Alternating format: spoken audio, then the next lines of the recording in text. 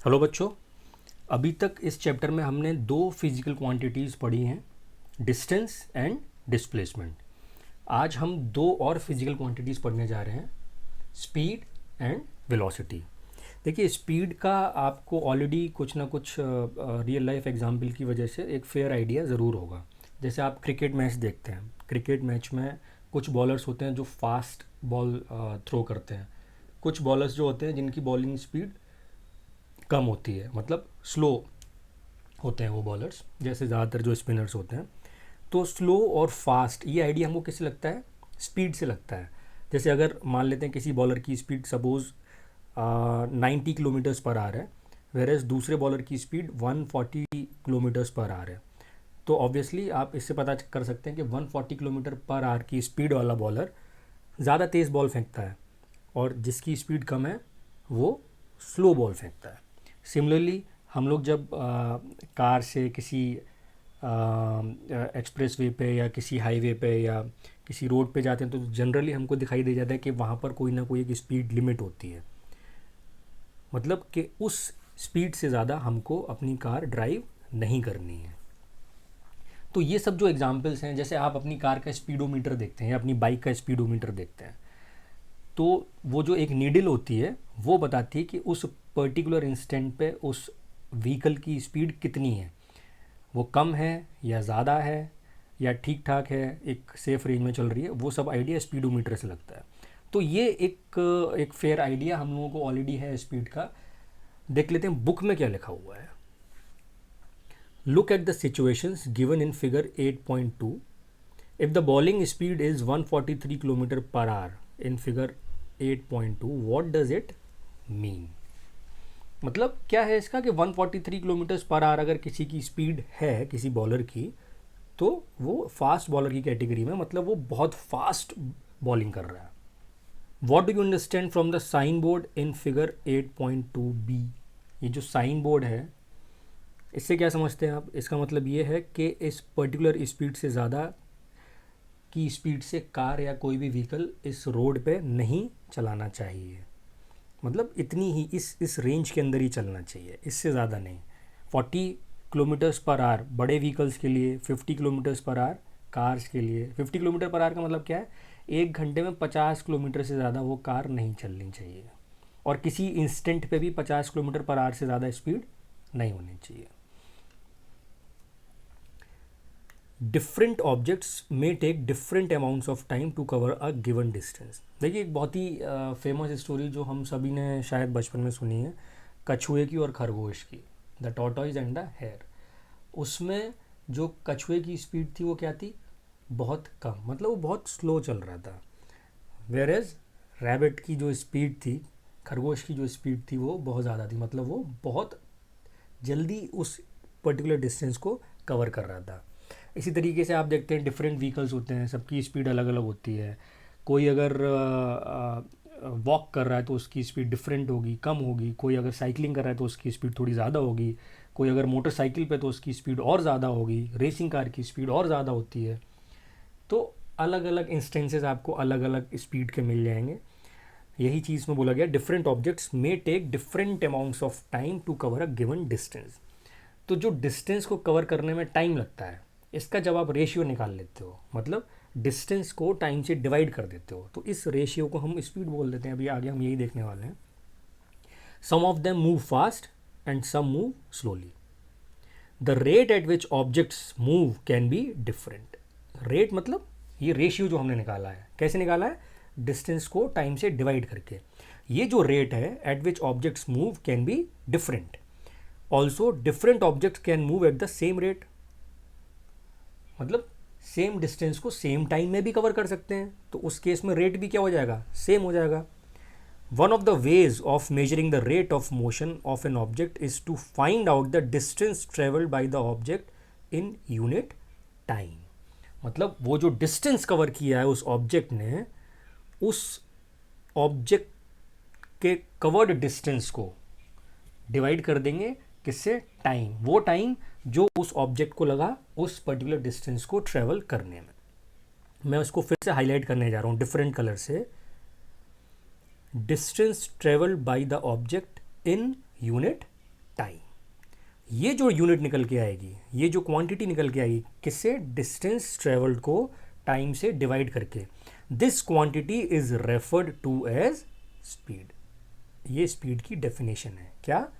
Distance travelled by the object in unit time.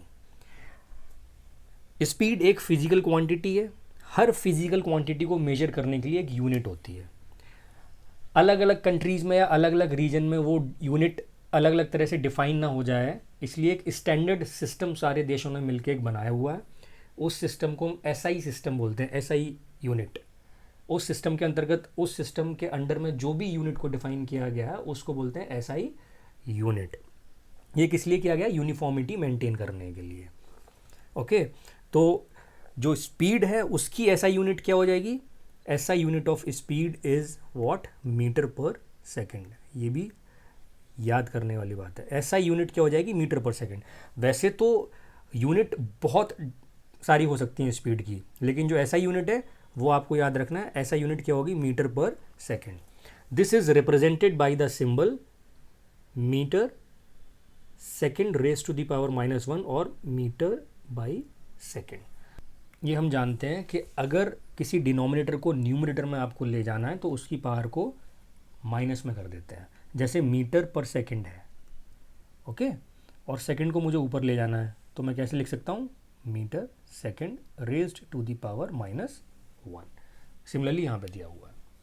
The other unit of speed include centimetre per second भी हो सकता है, kilometre per hour भी हो सकता है, बहुत सारे हो सकते हैं। लेकिन ऊपर यानी कि पहले जो यूनिट होगी वो किसकी होगी? डिस्टेंस की, जैसे मीटर, सेंटीमीटर, किलोमीटर या कुछ और भी हो सकता है। और उसको हम डिवाइड कर रहे हैं किससे? टाइम से। इसलिए जो -1 की पावर जिस पे है या डिनोमिनेटर में जो यूनिट है वो किसकी है? वो टाइम की है। वो सेकंड, मिनट्स, आवर्स, कुछ भी हो सकता है। Okay, to specify the speed of an object we require only its magnitude. ये कुछ सुना सुना से लग रहा है मैग्नीट्यूड। स्पीड एक वो फिजिकल क्वांटिटी है जिसको डिस्क्राइब करने के लिए सिर्फ मैग्नीट्यूड की ज़रूरत है। We do not require direction. इसका मतलब स्पीड एक कैसी क्वांटिटी है? Speed is a scalar quantity. ये हम लोगों ने पहले भी पढ़ा है ना। जैसे डिस्टेंस एक स्केलर क्वांटिटी था, similarly speed is also a scalar quantity. क्यों है स्केलर क्वांटिटी? क्योंकि उसको डिस्क्राइब करने के लिए हमको डायरेक्शन की ज़रूरत नहीं है, सिर्फ किसकी ज़रूरत है? मैग्नीट्यूड की ज़रूरत है। The speed of an object need not be constant. ज़रूरी नहीं है कि कोई मूविंग ऑब्जेक्ट की स्पीड हमेशा कॉन्स्टेंट रहे, मतलब वो एक ही स्पीड से ट्रैवल कर रहा है। आप अपना एग्जाम्पल देख लीजिए। अगर आप एक जगह से दूसरी जगह जाते हैं तो हो सकता है कभी कभी आप बीच में रुक जाते हो, कभी थोड़ा स्लो चलते हैं, कभी थोड़ा फास्ट चलते हैं। तो अलग अलग पॉइंट ऑफ टाइम पे आपकी स्पीड क्या है? डिफरेंट है। तो ये थोड़ा सा स्टडी करने में थोड़ा सा कॉम्प्लेक्स हो जाता है कि अलग अलग पॉइंट पे अलग अलग स्पीड को आपको देखना है, फिर उसको स्टडी करना है। तो इसको आसान बनाने के लिए हम एक और नया काम करते हैं, एक थोड़ा सा आसान करने के लिए, जिसको हम बोलते हैं क्या? Average speed. उस मोशन में जो डिस्टेंस कवर हुआ है उस पूरे के पूरे डिस्टेंस को, मतलब टोटल डिस्टेंस को जो टाइम लगा है उससे डिवाइड कर देते हैं। मतलब total distance upon total time. तो ये जो total distance upon total time, ये जो चीज़ हमको देती है उसको बोलते हैं क्या? Average speed. In most cases objects will be non uniform motion. हम लोगों ने पढ़ा है ना कि रियल लाइफ एग्जाम्पल में ज़्यादातर जो एग्जाम्पल है वो नॉन यूनिफॉर्म मोशन के ही हैं, मतलब डिफरेंट डिफरेंट पॉइंट पे उनकी स्पीड क्या है? डिफरेंट है। Therefore we describe the rate of motion of such objects in terms of their average speed. ठीक है, the average speed of an object is obtained by dividing the total distance travelled by the total time taken. तो ये भी क्या है? Definition है। क्या? The average speed of an object is obtained by dividing the total distance travelled by total time taken. That is, इसको formula बना दिया इसका, average speed is equals to total distance upon total time. If an object travels a distance s in time t, then its speed v is equals to s upon t। देखिए s से speed मत समझ लेना, speed को किससे denote किया है? v से। s से डिनोट किया किसको? डिस्टेंस को। और टाइम तो सिंपल है, t फॉर टाइम। तो यहाँ पर speed is equals to distance upon time. Let us understand this by an example. A car travels a distance of 100 kilometre in 2 hours, 2 घंटे में 100 किलोमीटर। इट्स एवरेज स्पीड कितनी हो जाएगी? Total distance upon total time. तो distance कितना है total? 100, और time कितना है? 2 आवर, तो कितना हो गया? 50 kilometre per hour. its average speed is 50 kilometers per hour. The car might not have traveled at 50 kilometre per hour all the time. ज़रूरी नहीं है वो कार हर समय 50 किलोमीटर पर आवर की स्पीड से ही चल रही थी। फर्स्ट आवर में सपोज उसने 40 किलोमीटर का किया, और सेकंड आवर में सपोज उसने 60 किलोमीटर का किया, तो 2 आवर्स में कितना कर लिया? 100 किलोमीटर, जिसकी वजह से एवरेज स्पीड क्या आ गई? 100/2, 50 किलोमीटर्स पर आवर। लेकिन उसने अलग अलग आवर में, फर्स्ट आवर में और सेकंड आवर में डिस्टेंस जो कवर किया था वो डिफरेंट है, मतलब उसका जो मोशन है वो यूनिफॉर्म नहीं है। Sometimes it might have travelled faster and sometimes slower than this. Okay, अब एग्जाम्पल देख लेते हैं क्या दिया हुआ है एग्जाम्पल में। An object travel 16 metre in 4 second and then another 16 metre in 2 second. What is the average speed of the object? Simple है, बुक में कैलकुलेशन करने से पहले खुद से समझने की कोशिश करते हैं। देखो एवरेज स्पीड का फॉर्मूला क्या था? Average speed is average speed, क्या होता है average speed? Total distance upon total time. तो डिस्टेंस कितना हो गया? 16 metre plus 16 metre, total distance कितना हो गया? 16 प्लस 16 मीटर्स में है ये, याद रखना। और टाइम कितना हो गया? पहला 4 सेकेंड देन 2 सेकेंड, तो 4 + 2 6 सेकेंड। इसको कैलकुलेट कर लेते हैं, 32/6। इसको जब आप कैलकुलेट करेंगे तो कितना निकल के आ जाएगा? पहले 2 से डिवाइड कर देते हैं, तो ये कितना हो गया? 16, और ये कितना हो गया? 3। तो ये कितना हो जाएगा जब इसको कैलकुलेट करेंगे? तो 5.33। और यूनिट क्या होगी? अपनी तरफ से दिमाग नहीं लगाना है इसमें, जो क्वेश्चन में दे रखा है वही यूनिट लेनी है। डिस्टेंस की यूनिट कितनी है? मीटर, और स्पीड की कितनी है? सेकेंड। तो यूनिट कितनी होगी? तो आंसर क्या हो गया आपका? 5.33 मीटर पर सेकेंड। ये क्या है? ये आपकी एवरेज स्पीड है, जो आपने कैसे निकाला है? टोटल डिस्टेंस को टोटल टाइम से डिवाइड करके। तो देख लेते हैं बुक में कैसे सॉल्व किया। सेम तरीका है। Total distance travel by the object is 16 + 16 is 32 metres. Total time taken 4 second + 2 6 second, और average speed is total distance travelled upon total time taken 32/6, मतलब 5.33 मीटर्स पर सेकेंड।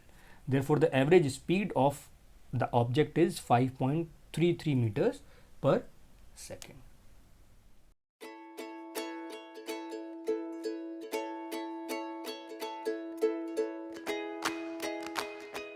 जो पढ़ने जा रहे हैं वो है velocity.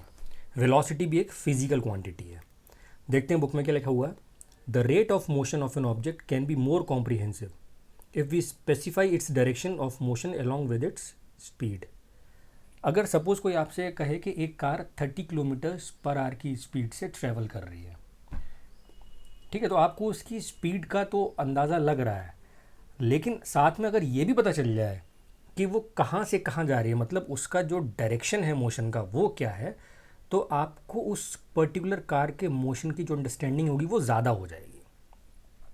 The quantity that specifies both these aspect is called velocity.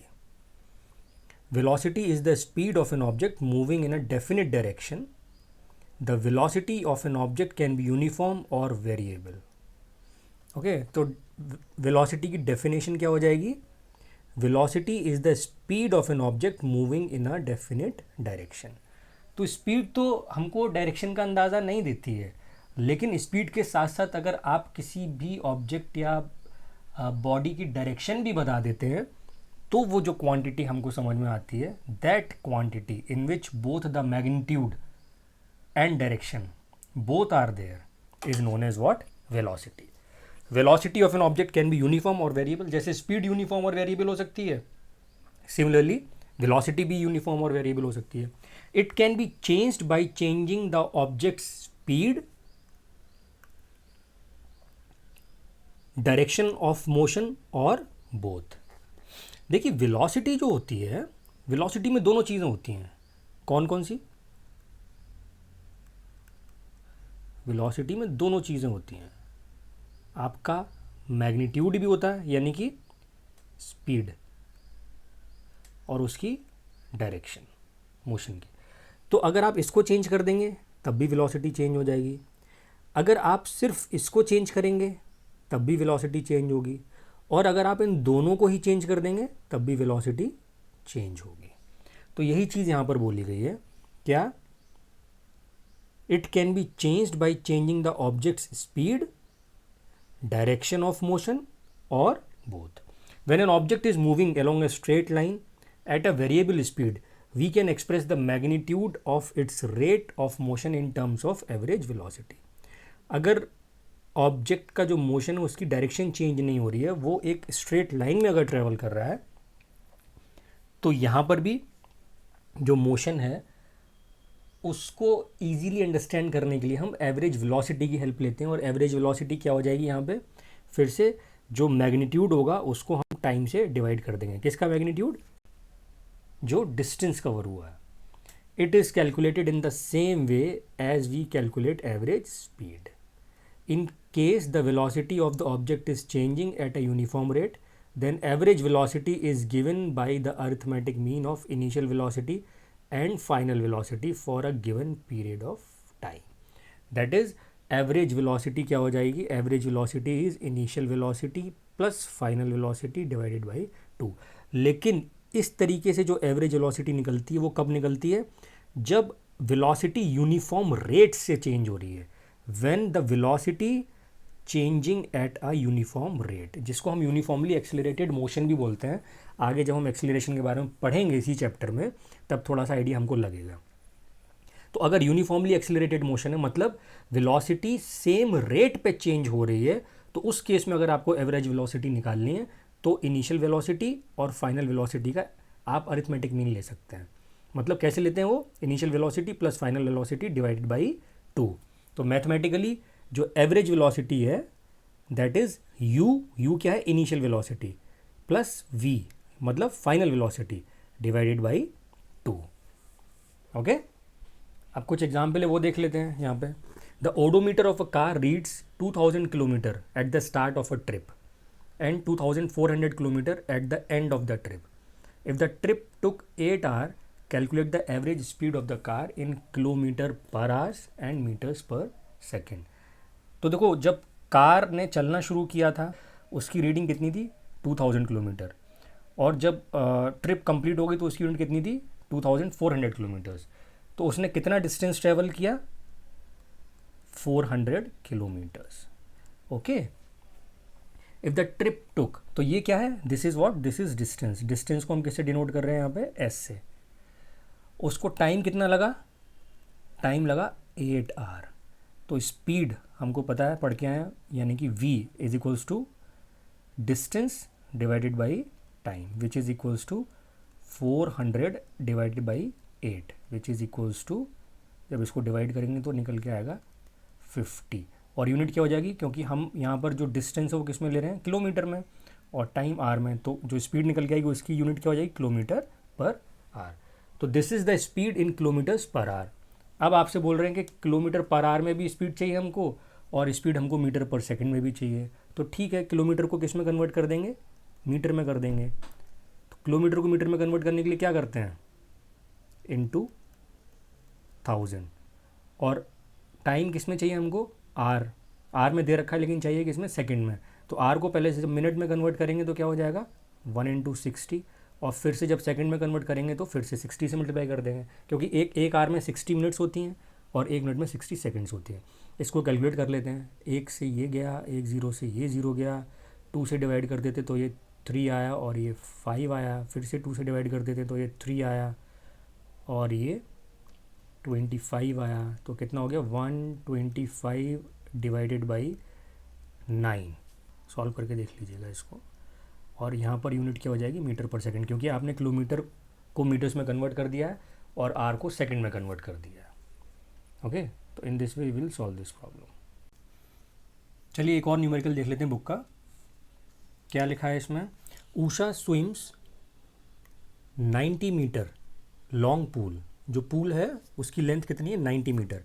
She covers 180 metre in 1 minute by swimming from one end to the other end back along the same straight path.